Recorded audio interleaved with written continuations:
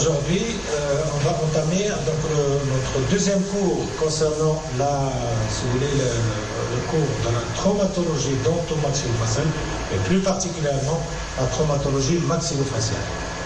La dernière fois, on avait étudié les fractures de la portion dentelle de la mandibule, comme vous voyez ici sur le schéma. On avait étudié les fractures de la portion dentelle de la mandibule. Et aujourd'hui, on va étudier en quelque sorte les fractures de la portion non dentelle de la mandibule, c'est-à-dire le ramus. Et beaucoup plus particulièrement, on va étudier uniquement les fractures condyliennes, parce que ce sont les fractures qui posent le plus de problèmes sur le plan diagnostique, sur le plan thérapeutique et même les complications qui peuvent en découler si le traitement si le diagnostic n'a pas été fait, le traitement n'a pas été correct, l'évolution va des complications parfois fâcheuses, surtout chez l'enfant. Alors les fractures condyliennes se distinguent en trois catégories. Il y a dans un premier temps des fractures dites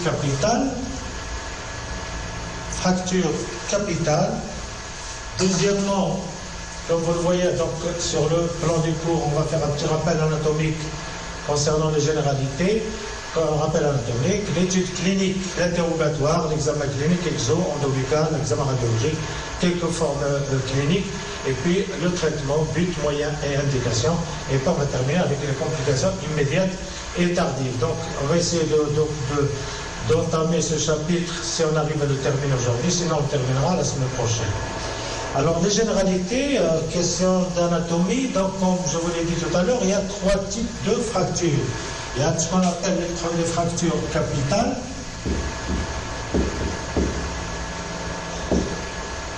qui sont de trois parties. Les fractures dites capitales partielles, les fractures capitales dites totales, et puis les fractures dites communitives, totales communitives. Je vais montrer sur le schéma les trois types de fractures capitales. Alors les fractures capitales, et puis dans un deuxième temps, on va voir les fractures sous-condyliennes hautes, et puis les fractures sous-condyliennes basses. Je vais vous montrer sur le schéma ces trois types de fractures. Alors les fractures capitales qui vont intéresser la tête condylienne.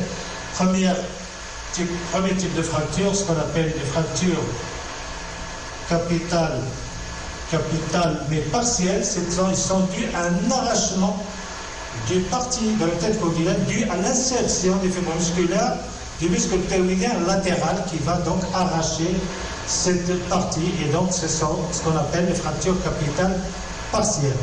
Dans un deuxième temps, on va étudier les fractures capitales totales. Totales, c'est-à-dire qu'on a la fracture va siéger, c'est ce qu'on appelle une décapitation de la tête condylienne, c'est-à-dire la fracture va siéger à ce niveau-là, c'est-à-dire une décapitation de la tête condylienne. Le troisième type de fracture, ce qu'on appelle les fractures communitives. Alors les fractures communitives, comme vous allez le voir sur ce schéma, c'est un fracas de toute la tête condylienne. Là, on va voir une fracture qui va passer à ce niveau-là. Une autre fracture qui peut passer à ce niveau-là. Donc, on va voir, si vous voulez, beaucoup de fracas, beaucoup de fractures sur la condylienne, c'est-à-dire que la tête condylienne va partir en éclat, ce qu'on appelle un éclatement de la tête condylienne en plusieurs fragments. Voici en quelque sorte les trois types de fractures qu'on aura concernant les fractures capitales. Et puis on a les fractures sous-condyliennes hautes, dont le trait de fracture va passer au niveau du col du condyle, c'est ce qu'on appelle les fractures sous-condyliennes hautes. Et ce sont les fractures sous-condyliennes hautes qui, eux aussi, sont, on va voir tout à l'heure dans leur classification, considérées aussi des fractures dites articulaires comme les fractures capitales. Et puis dans un troisième temps, on va parler des fractures sous-condyliennes basses, où le trait de fracture va à ce moment-là non pas passer au niveau du col du condyle, mais le trait de fracture va arriver jusqu'à l'échelon closénoïde, c'est-à-dire on va avoir une fracture sous-condylienne basse à ce niveau-là, ce qu'on appelle les fractures sous-condyliennes basses. Alors, les fractures sous-condyliennes basses sont considérées comme des fractures dite extra-articulaire. Donc, extra-articulaire, donc le déplacement de la tête condylienne, c'est-à-dire que le déplacement, c'est-à-dire la fracture, luxation de la tête condylienne ne dépasse pas 60 degrés. Quand elle dépasse 60 degrés, le déplacement de la tête condylienne, antérieur vers l'avant et intérieur vers l'avant, quand ça dépasse 60 degrés, vous avez donc ce qu'on appelle la fracture ne sera plus une fracture condylienne basse, dite extra-articulaire, mais sera placée, va rejoindre, si vous voulez, les fractures articulaires. Et donc, dans la thérapeutique va un petit peu différer. On va voir tout à l'heure, sur le plan thérapeutique, comment on va résoudre ces problèmes. Bien. Alors, sur le plan clinique, alors l'interrogatoire, les fractures condyliennes hautes, on va prendre comme type de description pour avoir plus de facilité, et qui donc c'est une fracture qui présente un tableau clinique le plus complet. C'est une fracture sous-condylienne haute, unilatérale, déplacée, isolée. C'est un jeune homme. Alors, qu'est-ce qu'il faut préciser? Donc, comme dans tout l'interrogatoire de la pathologie traumatologique, il faut préciser les antécédents personnels et familiaux, et notamment les antécédents odontostomatologiques. Il faut préciser surtout, en traumatologie, traumatologie du massif facial, et beaucoup plus précisément de la mandibule, il faut préciser c'est-à-dire l'impact du traumatisme. Où est-ce qu'il se trouve? Est-ce qu'il se trouve au niveau de la région médiane, symphyso-paracémisaire, ou bien latérale, au niveau de la branche horizontale du gland, ou même au niveau du condyle? C'est ce qu'on appelle, c'est-à-dire, comme je vous ai dit la dernière fois, tout choc médian doit faire suspecter une fracture condylienne, parfois bilatérale. Et tout choc latéral, sur la partie latérale, soit droite, soit gauche, doit faire rechercher systématiquement une fracture condylienne du côté confrontal latéral. Et ça, c'est une phrase que vous devez savoir, vous devez l'avoir toujours en tête. Et en regardant un petit peu le point d'impact du traumatisme, on va deviner un petit peu, en quelque sorte, les types de fractures qu'on aura sur la radiologie après. Alors, l'examen clinique, il est exobuccal, endobuccal, et on va finir avec l'examen radiologique. L'examen exobuccal précisera la présence d'échymose, de plaies, de douleurs à l'ouverture buccale. Donc, la recherche de ces éléments est très importante. Notamment, il faut rechercher l'existence de plaies. Alors, toute plaie qui existe avec une fracture mandibulaire, c'est ce qu'on appelle une fracture ouverte à la peau, doit faire instaurer systématiquement notre thérapie d'emblée pour éviter toute évolution vers une infection, vers une ostéite et toute complication tardive par la suite.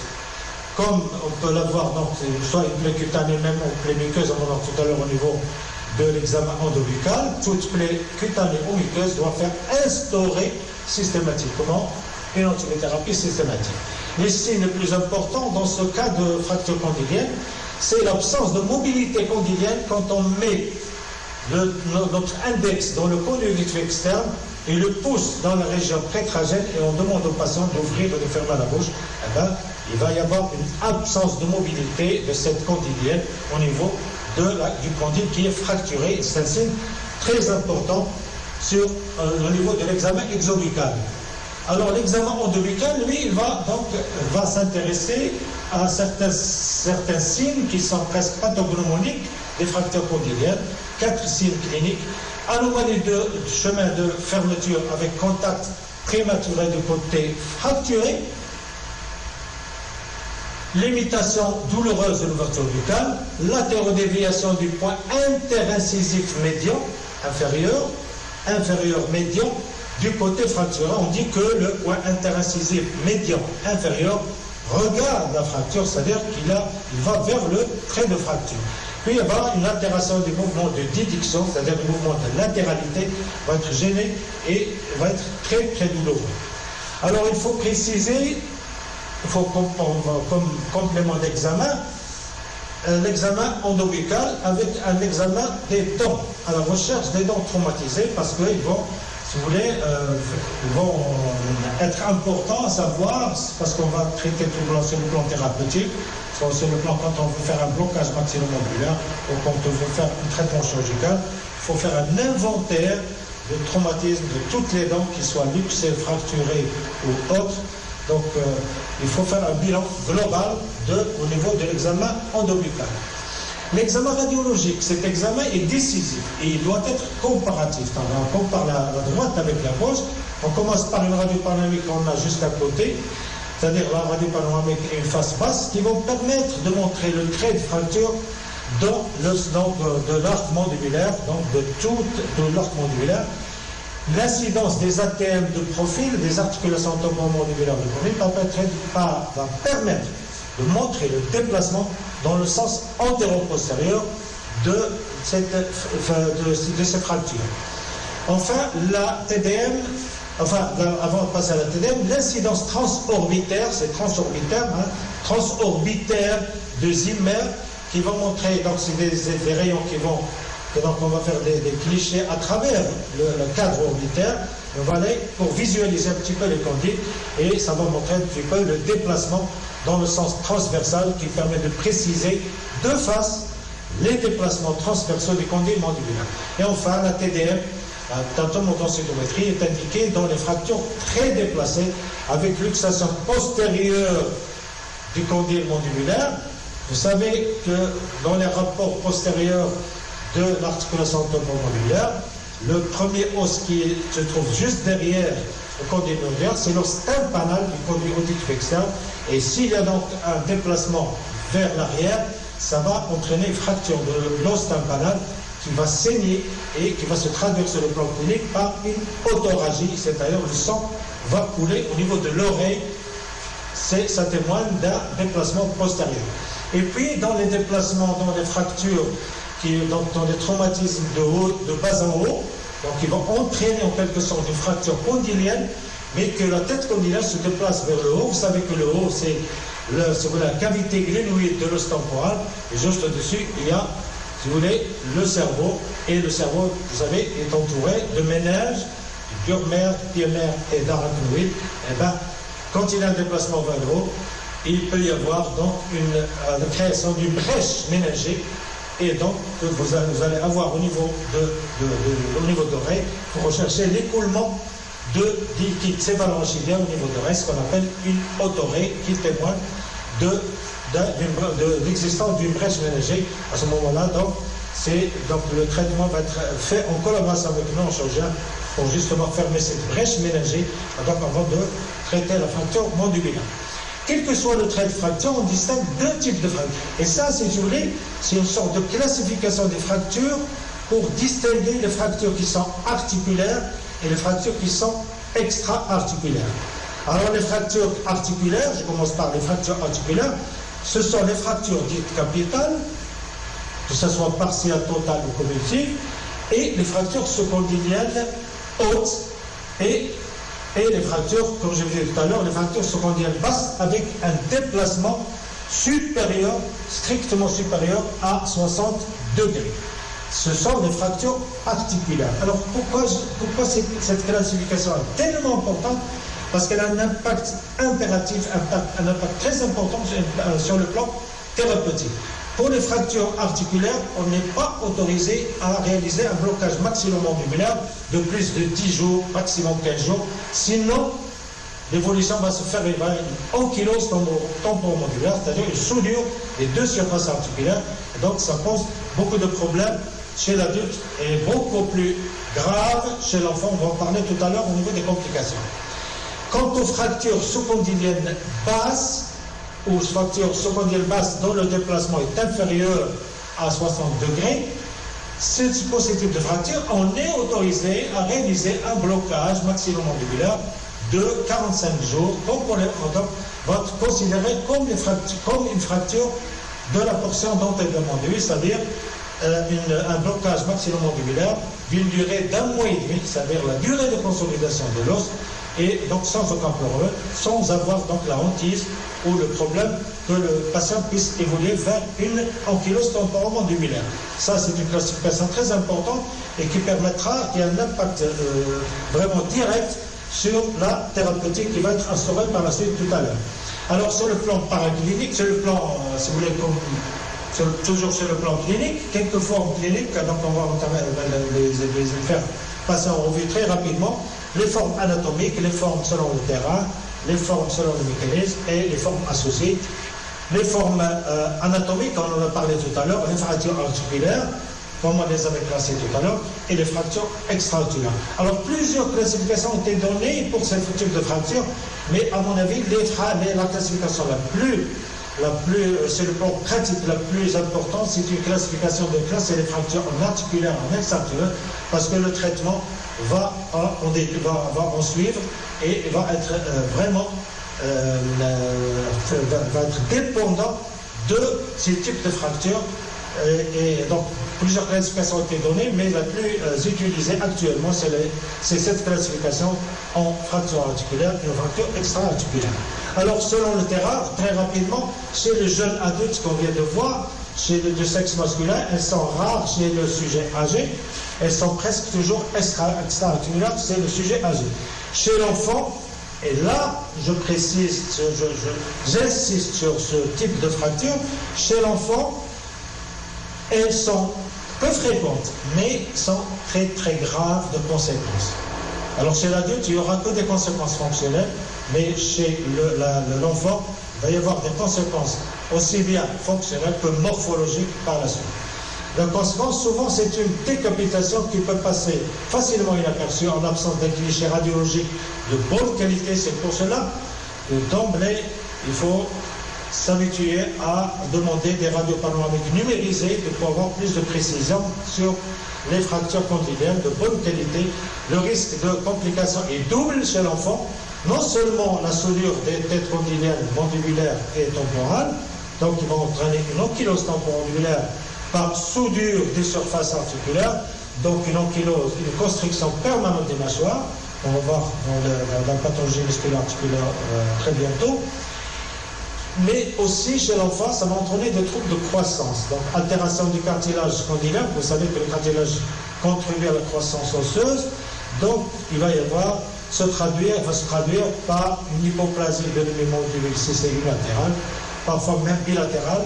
Si c'est bilatéral, ça va entraîner sur une microgénasie, parfois une rétromicrogénasie, ce qu'on appelle le profil d'oiseau, dont le traitement est d'enlever le bloc d'ankylose et d'interposer soit du cartilage, soit du muscle, soit de la prothèse épidermisée pour, si vous voulez, mais actuellement, avec un consensus dernièrement dans le dernier congrès de la Société française de chirurgie maxillofaciale, il est préférable de ne n'interpose plus, mais quand on opère une ankylose temporale, il faut la faire suivre systématiquement avec une mécanothérapie active et passive le plus longtemps possible, voire même 3 mois jusqu'à 6 mois, pour que le patient puisse arriver à une ouverture buccale d'avant le traumatisme jusqu'à. Donc, vous savez que l'ouverture buccale normale est générale de 40 à 45 mm. Il faut au moins arriver à une quarantaine de millimètres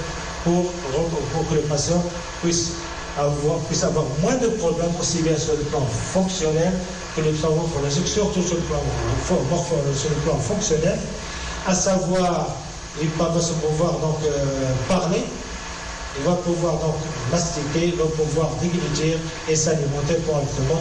C'est les problèmes fonctionnels que ce type de fracture puisse entraîner. Bien, alors, selon le mécanisme, donc, comme on avait parlé, c'est la même chose que pour les fractures de la portion dentaire et mandibule. Les accidents de la voie publique, ce sont les fractures qui occasionnent le plus de fractures sur le plan fréquence. Les agressions, que ce soit les agressions, tout type d'agressions, les accidents de sport, les accidents de travail, donc tout ça on avait vu, c'est la même chose que pour les fractures de la portion dentaire de la mandibule. Alors les formes associées, toutes les associations sont possibles. Plus on a de fractures osseuses, plus on aura une difficulté de traitement. C'est, si vous voulez, c'est le traumatisme balistique qui occasionne en général ces types de fractures et qui pose plus de problèmes sur le plan, non seulement sur le plan de la systématisation et, si vous voulez, de toutes les fractures existantes au niveau du massif facial, mais beaucoup plus, le problème se trouvera au niveau de la prise en charge thérapeutique qui est très lourde et qui nécessite nécessite un traitement de toutes les fractures en un seul temps et au cours d'une seule anesthésie générale. C'est ce que ça veut dire. Donc l'anesthésie va durer, l'anesthésie va durer et le traitement va être difficile et pour éviter difficile, mais il doit être bien fait pour éviter toutes les complications qu'on va voir tout à l'heure.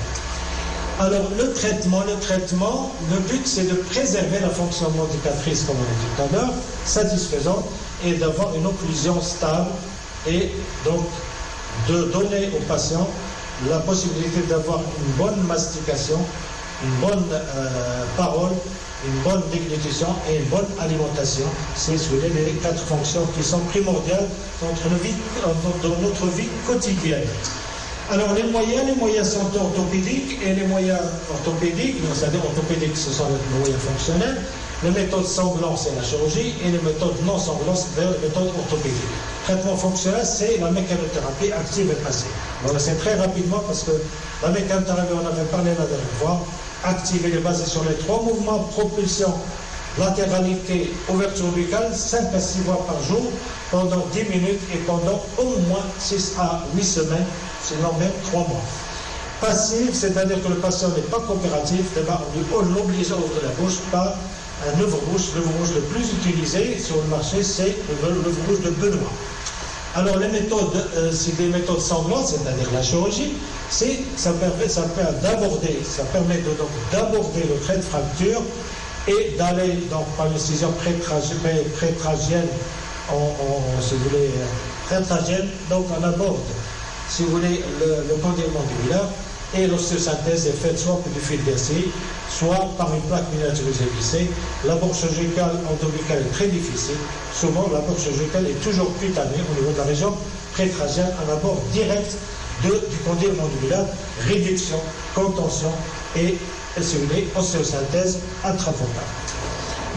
Les méthodes non sanglantes, cela consiste en un blocage, c'est le traitement orthopédique non sanglant, c'est-à-dire un blocage maxillomandibulaire avec sur un cal molaire, soit uni, soit bilatéral, mais il y a un risque de perte de la propulsion et donc risque d'ankylostome pulmonaire.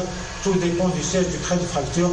Les cales molaires, ça permettrait de rabaisser un petit peu la remise vers le bas et donc pour que la tête condylienne puisse revenir à sa place et donc permettre que les 2 berges fracturaires soient l'un en face de l'autre pour qu'il y ait une bonne consultation pour éviter tout calvicieux ou toute arthrose par la suite. En cas de sensation, alors, quand on réalise un blocage maxillomandibulaire, comme je vous l'ai dit la dernière fois, il faut toujours que le patient soit, il faut bloquer, il doit y avoir des ciseaux à côté de lui. S'il est conscient, c'est lui qui va donc s'en occuper, sinon on va le donner à l'infirmière qui est juste à côté et qui va prendre en charge ses patients. C'est la présence, c'est-à-dire le patient, quand il est bloqué, quand on sort du bloc opératoire, le patient a toujours envie de vomir, et donc un vomissement sur des maxillaires qui sont bloqués, donc l'alimentation peut passer dans la trachée, passer dans l'œsophage, donc elle va ressortir du nasal, elle va passer dans la trachée et produire ce qu'on appelle une fausse route, ce qu'on appelle le syndrome de Mendelssohn, et donc ça peut produire, si vous voulez, ça peut même menacer le pronostic vital et donc produire ce qu'on appelle le syndrome de Mendelssohn, et donc une fausse route, l'alimentation qui va passer dans la trachée, et donc elle va asphyxier en quelque sorte le patient. C'est pour cela que le ciseau doit être présent à côté du patient, puisqu'une fois qu'il va vomir, il va passer au niveau du blocage maxillaire, il va couper tous les fils d'acier ou les élastiques qui ont entraîné donc, ce blocage maxillomandibulaire, et donc pour pouvoir faire sortir toute l'alimentation qui a été vomi dans sa cavité orale, au lieu qu'elle passe au niveau de la trachée. Alors, le traitement, les indications, là, pour les fractures extra-fractures, comme je vous ai dit tout à l'heure, ça consiste, on peut se contenter d'un blocage maxillomandibulaire pendant 6 semaines, 1 mois et demi, 45 jours, c'est la durée de consolidation de l'os, suivi bien sûr obligatoirement d'une mécanothérapie après déblocage, une alimentation liquide, semi-liquide puis solide, aidée par des antalgiques, par des anti-inflammatoires stéroïdiens et jamais d'anti-inflammatoires non stéroïdiens, et parfois même des myorelaxants pour faciliter l'ouverture buccale et aider le patient à ouvrir la bouche jusqu'à arriver à une ouverture buccale d'avant le traumatisme. Parfois, on est amené à faire une ostéosynthèse, surtout en présence de plusieurs traits de fracture. Quand il y a plus d'un trait de fracture, il faut privilégier d'emblée l'ostéosynthèse avec une ostéosynthèse solide, avec des plaques miniaturisées vissées solides, et parfois même, on n'a même pas recours, si vous voulez, à un blocage maxillomandibulaire. Si on est autorisé à faire un blocage maxillomandibulaire, pour les fractures extra-articulaires, on peut réaliser un blocage maxillomandibulaire d'un mois. Et si c'est une fracture articulaire, on ne doit jamais dépasser une dizaine de jours, maximum 2 semaines, sinon le patient va évoluer vers une ankylose temporomandibulaire qui va être difficile à traiter par la suite. Souvent, le traitement est mixte, c'est-à-dire on réalise une ostéosynthèse au niveau de tous les foyers de fracture et on va le faire suivre avec un blocage maxillomandibulaire pour rendre encore plus stable la consolidation osseuse et éviter tous les déplacements, surtout tous les déplacements secondaires qu'on peut avoir une fois que le patient commence à mastiquer sur des aliments solides. Alors les indications toujours, pour les fractures articulaires, souvent le traitement est fonctionnel, surtout chez les sujets âgés. Chez l'adulte, on peut donc associer, comme on vient de le dire, autoriser à réaliser un blocage maxillomandibulaire qui ne doit pas dépasser 15 jours, comme je viens de le dire, pour éviter l'ankylose temporomandibulaire. La tendance actuelle va vers une ostéosynthèse condylienne, mais qui doit être faite par des mains expertes, c'est-à-dire par des chirurgiens maxillofaciaux qui ont l'habitude de faire ce genre d'intervention, car il y a 2 inconvénients. Premier inconvénient, c'est-à-dire qu'il faut faire une incision pour avoir dans l'articulation, une incision cutanée qui peut être cachée un petit peu et qui, donc, surtout chez la femme, qui ne peut pas être disgracieuse et avoir une cicatrice au niveau de la face. Donc, une cicatrice cachée, comme on fait pour l'abord d'un lift, quand on fait un lifting, donc une incision, un petit peu, on passe au niveau du cartilage,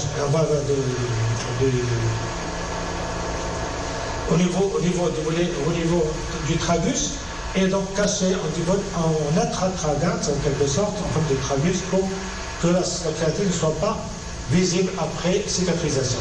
Et un autre risque, c'est-à-dire on va aborder l'articulation temporale, et il faut ne pas oublier que le rameau temporofrontal, le premier rameau du nerf facial, qui va passer au niveau justement en avant de cette articulation temporale, il faut éviter de ne pas sectionner, sinon on va avoir une paralysie du muscle temporal et une partie du muscle temporal et une partie du muscle frontal, ce qui va disparaître, qui va faire disparaître les rides d'un côté et donc la persistance des rides de l'autre côté. Alors les complications, pour en finir le chapitre, donc passons aux complications. Les complications immédiates sont exceptionnelles.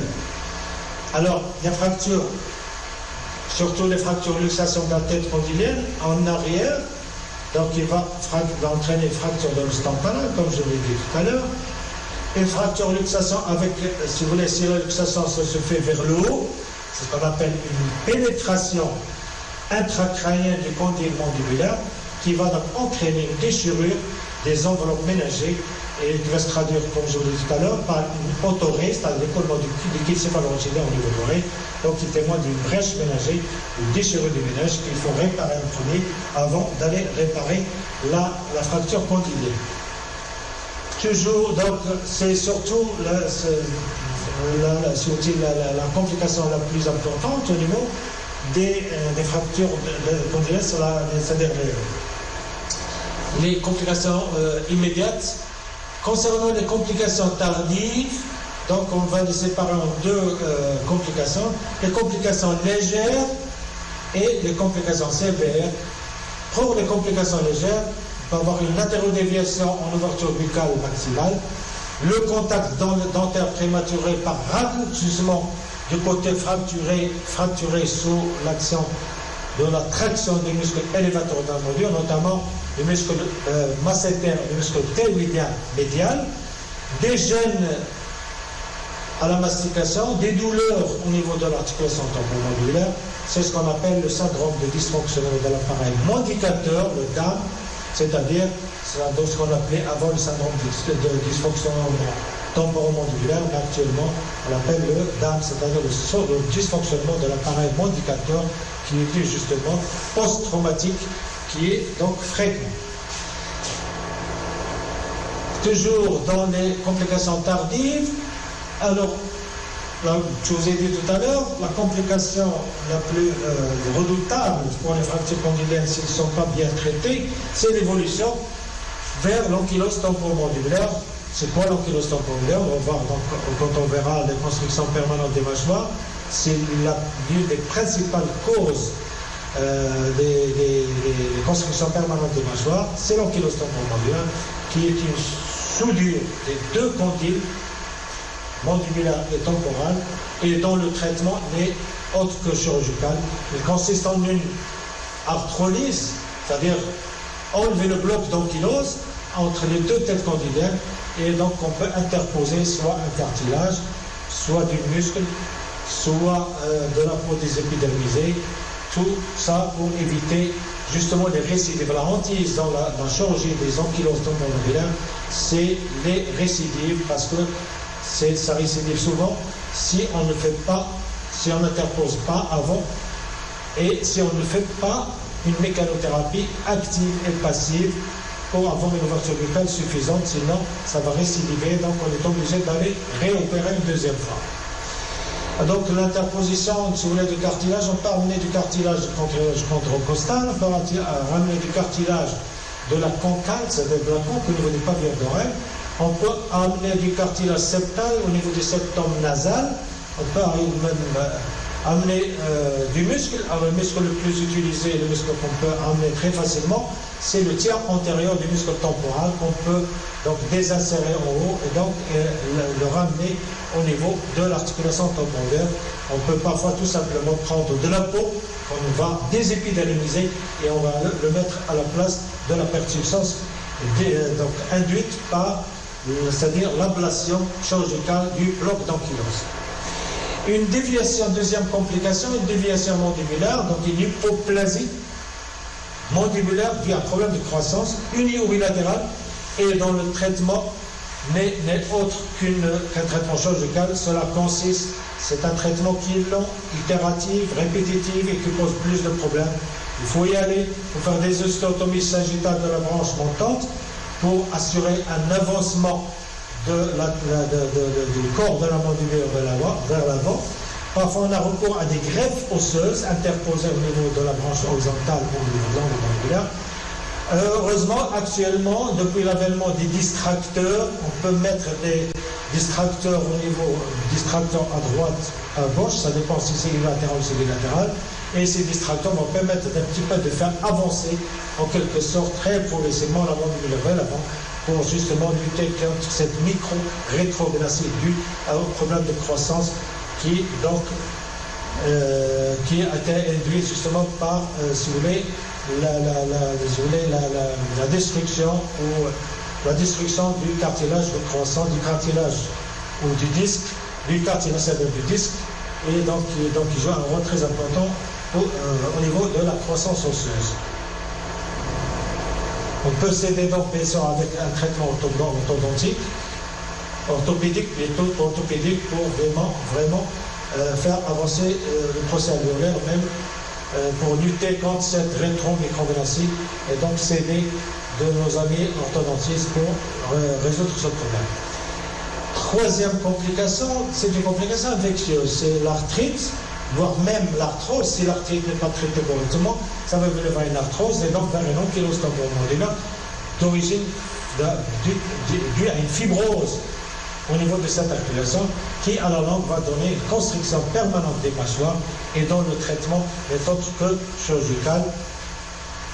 Je vous remercie. Voici donc pour ce cours sur les fractures condyliennes Alors, le plus important dans ces fractures, il faut savoir qu'il faut distinguer deux grands types de fractures, les fractures articulaires et les fractures extra-articulaires. Parce que les fractures articulaires, nous aussi, on est obligé, on est amené à faire un blocage maxillaire. Il ne doit jamais dépasser 10 jours, maximum 15 jours, sinon ça va entraîner en kylose temporaire. Pour les fractures sous-condylaires basses, avec un déplacement inférieur à 60 degrés, on est autorisé à faire un blocage maxillo-mandibulaire qui peut durer même 4 semaines, ça fait 1 mois et demi, 45 jours, c'est la durée de consolidation de l'os. Et tout ça, il faut faire un diagnostic précoce, surtout chez l'enfant, pour éviter toutes les complications de voix, que ce soit des complications sur le plan fonctionnel, que ce soit des complications sur le plan morphologique, dont la prise en charge thérapeutique est lourde, itérative et qui nécessite plusieurs interventions chirurgicales sous anesthésie générale. Merci de votre attention.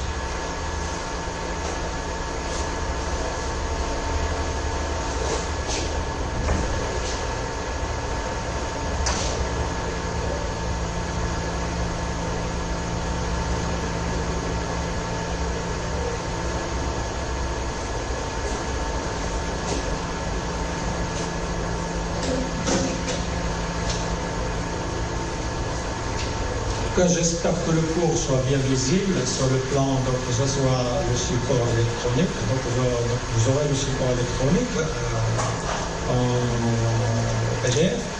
Et j'espère que le schéma, que le schéma donc, va être visible sur ce sujet book, comme ça vous aurez à comprendre. Si vous avez des questions, donc on va voir comment on va faire pour que vous poser des questions et donc